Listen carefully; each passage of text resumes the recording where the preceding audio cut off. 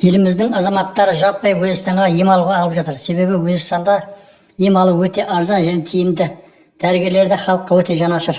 Әрине дұрыс қылады. Себебі Қазақстанда барлық медицина саласында істейтін жұмысшылардың бәрі тек ақша ойлайтын ақша олардың.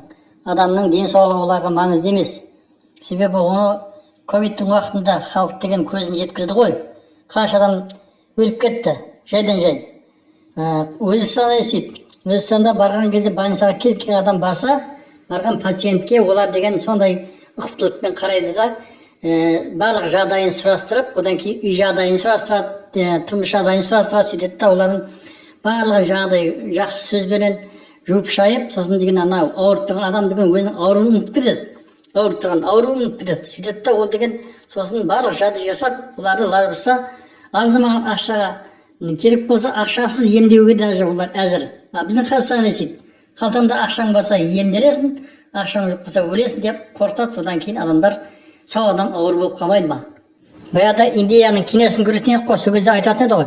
Егер пәлен ақша бермесең, балаң өледі деп. Сол сияқты біздің Қазақстанда қазір сондай болып тұр қазір.